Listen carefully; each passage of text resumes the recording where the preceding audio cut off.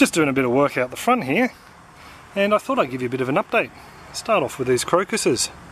These guys just pop up randomly after we get a bit of rain, a couple of dozen flower heads, then they die off and disappear again. Yeah, it's a beautiful sight to see when they come out. Compost over here. Compost is doing fantastic. I've fed it up with some tree mulch from out the back, some of the pigeon pea, 2 of them I chopped down and ran through the mulcher and dug through here. The mango scraps have been going in here, and as a result we have, I think I might have showed this before, we have black soldier fly larvae all down through the heap, so they're attracted to the mango. There's a few of them down in there, and they're helping to break all this organic matter down. Actually, that was a mango pip I grabbed onto. Yeah, so they're doing their job there, breaking that down. I got some more pigeon pea I want to put through here. Some of the daikon scraps from out the front are going through. So hopefully we'll end up with loads of nice compost for the winter gardens. Pigeon pea, still haven't done up a clip of the pigeon pea hummus, but I will get to it. At the moment I'm just using this to add to the compost heap. The chickens aren't interested in it, so we might as well make some sort of use of it. The cucumbers. These cucumbers took over the potato barrel here. I had spare seedlings, so I figured I might as well plant them out. I hit them with the hose before, so they're looking a little bit damaged. This bed's working rather well though. The manure's broken down nicely. I don't know if you can make out all the small castings, fine castings from the worms in there.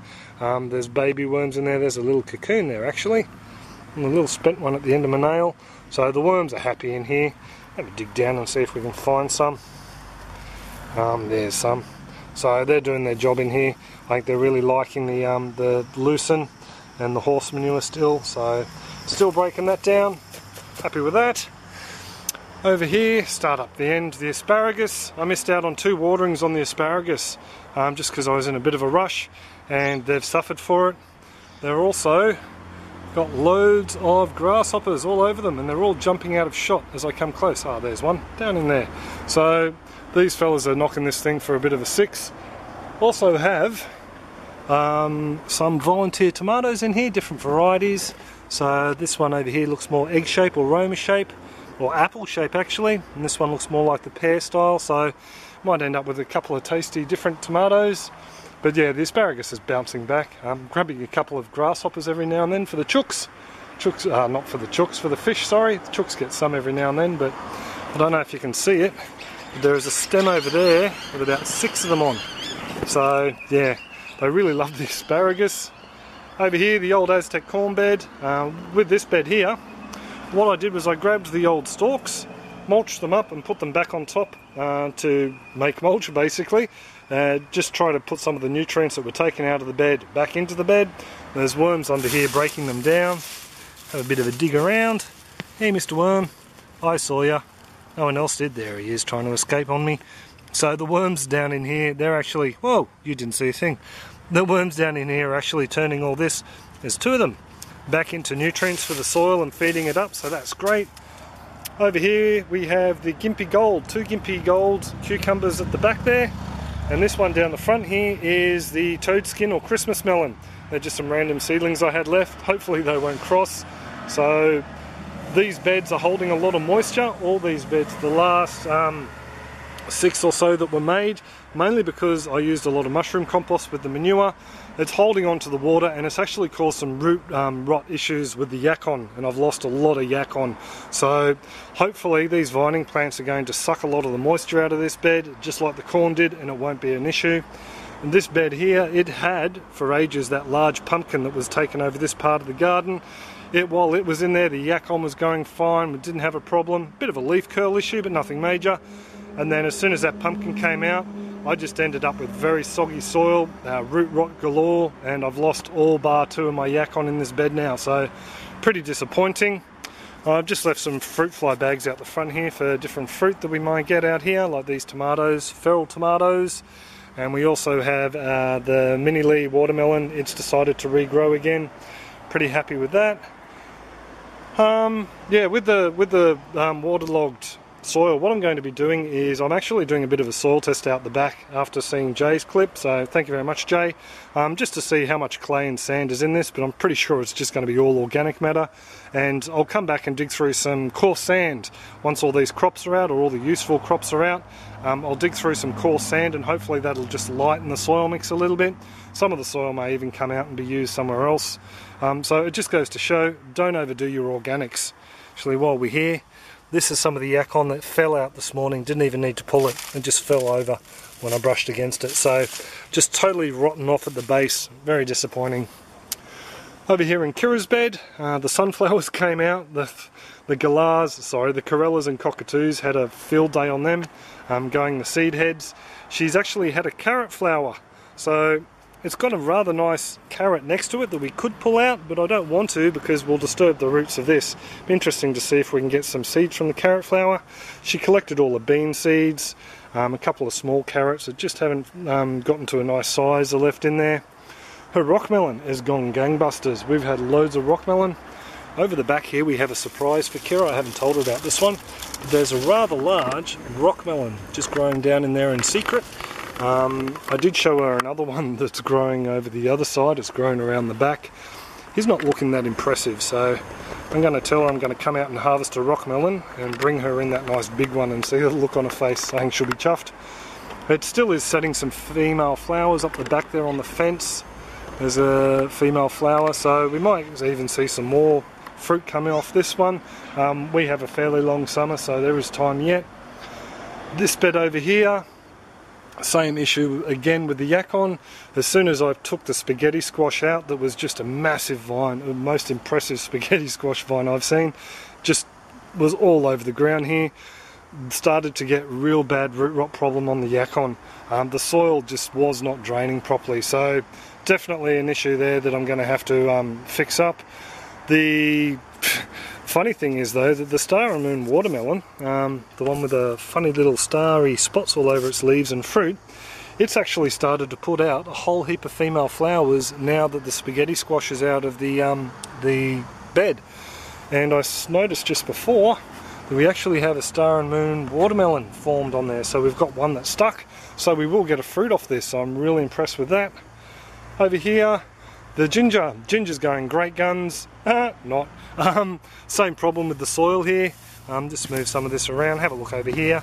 Loads of worms feeding on it, but this bed here, out of all the beds, had more mushroom compost in it than anything else. There's another worm. Trying to scrape some out without squishing a worm. But this stuff, it just turns into a little brick. It's just almost pure horse manure and mushroom compost. Not a very good mix. It definitely needs some sand in there. What I will be doing is maybe even taking some of this mix out of here and putting it in another bed once the ginger's all out, and mixing through the sand and trying to loosen it up a bit, because that's just too wet. I mean, we haven't had any rain on this for a couple of days. I don't top water anymore, and this stuff is just soaking, or not soaking, but it's very, very wet.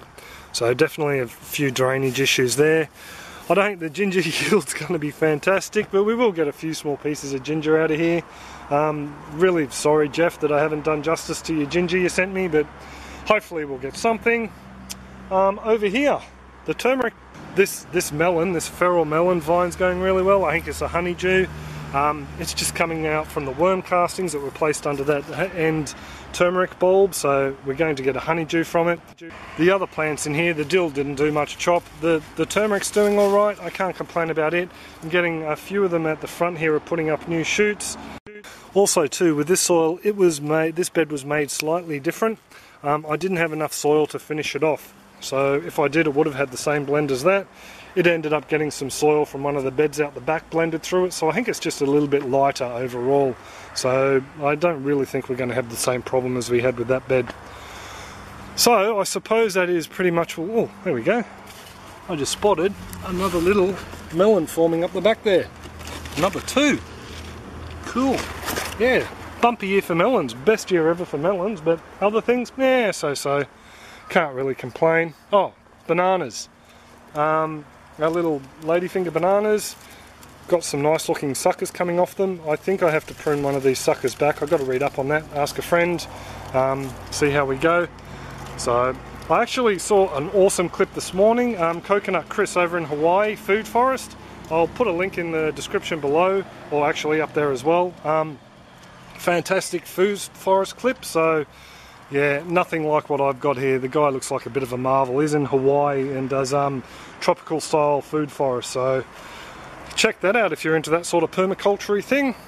Oh, also too, just finish off the spaghetti squash. These are the 3 spaghetti squash, the last ones to come off the vine. I just left these guys on the vine to dry out a little bit, but yeah, I'm really happy with them. A few nice meals in these guys, I think.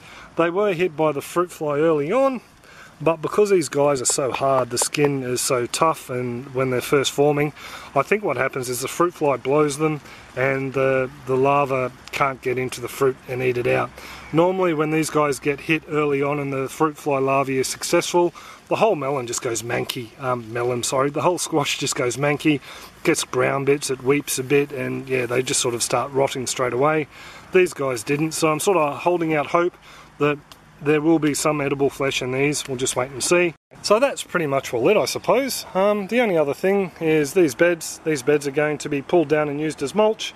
I'm just going to mulch back here, I think I might have mentioned before, and I'm going to plant the finger lime just down in there. So yeah, hopefully next clip there'll be the start of a little orchard out the front here.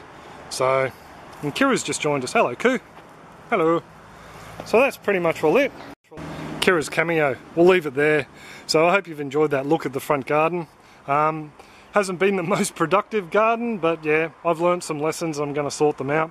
I mean, you've got to be impressed with a melon like that you didn't even plant. So it's been the year of the melons, hasn't it, Koo? Yep. So I'll leave it there. Have a great one all, and catch you later. Just finished filming and I just found this little fella, little bearded dragon with a little bug crawling all over him. These little guys are native to this area, little bearded dragons, and we haven't seen these guys in our yard for at least 2 or 3 years. Just to show you how placid he is. Right up close, and he's not going to even move. He's got another little bug crawling around him there.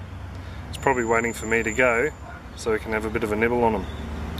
But yeah, these little guys are great at picking off small bugs and insects. Obviously he's not doing too much right now. I think he's just lapping up the heat. So anyway, I just thought I'd finish off with this little fella. Have a great one. Catch ya.